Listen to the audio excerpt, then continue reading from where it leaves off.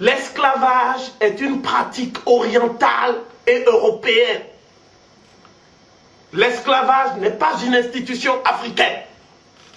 Donc cela m'oblige à définir les mots pour que tout le monde soit d'accord. Parce qu'on dit n'importe quoi. Hein? Esclavage, ça vient du mot slave. Donc slave, c'est pas nègre. Chacun sait de qui je parle. Ce sont des populations de l'Europe centrale que les Romains et les Grecs allaient prendre pour les réduire à l'état de bien cheptel, comme si c'était du bétail. Et on allait les traire jusqu'à ce que le sang sorte, selon Caton, dans des Re Rustica. Il faut les traire jusqu'à ce qu'il n'y ait plus de lait et le sang sorte à la place du lait. C'est comme ça qu'ils appelaient ces gens. Donc quand on dit équation nègre égale esclave, c'est faux. Parce que le mot esclave veut dire slave, c'est pas nègre. Si je suis logique. Étymologie maintenant. Je donne l'étymologie.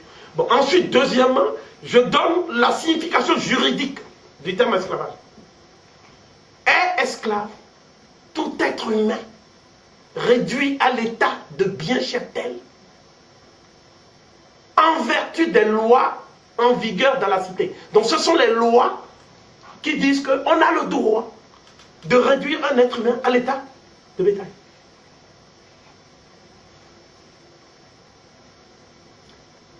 Mais le ministre de France Colbert va faire mieux. Il va dire que le noir n'est même pas un bétail. Le noir c'est un meuble.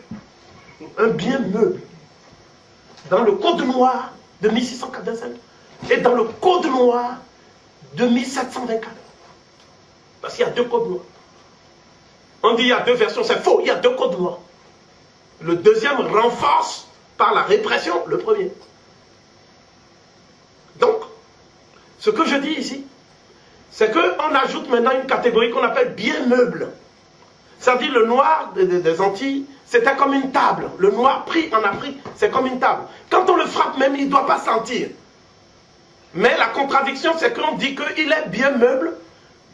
Ça dit comme une chose, mais en même temps, il faut le baptiser la chose. Hein? Il faut baptiser un meuble.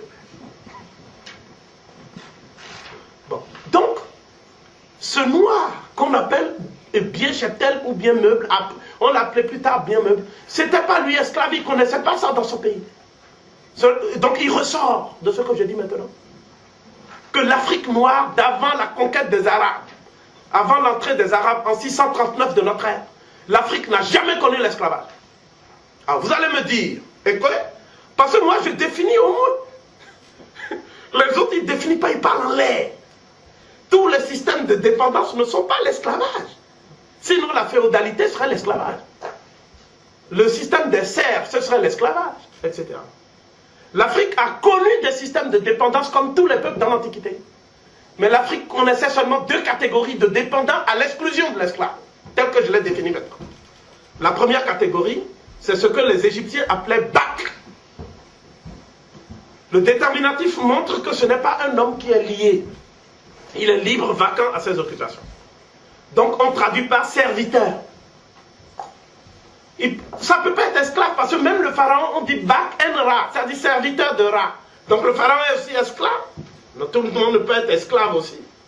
Donc il faut garder le mot esclave pour les gens qui utilisent ces mots. Ce n'était pas l'Afrique. Bon, peut-être il faut inventer un autre mot. Mais ce n'est pas esclavage. D'autre part, il y avait une deuxième catégorie. Alors, la première catégorie jouissait de ses biens, avait sa maison, avait toute sa femme, et pouvait retourner, vaquer à ses occupations après le travail. La deuxième catégorie, c'est ce qu'on appelle les captifs, que les Égyptiens appellent Seker Ankou, au pluriel. C'est-à-dire les vivants blessés. C'est-à-dire qu'ils font des guerres à l'Égypte, et ils sont capturés, ils sont liés, et en attendant qu'ils assimilent les mœurs de l'Égypte, au point qu'ils deviennent même empereurs chez les Noirs. Est-ce que vous avez déjà vu Caligule et Spartacus devenir empereur à Rome? Dites-moi.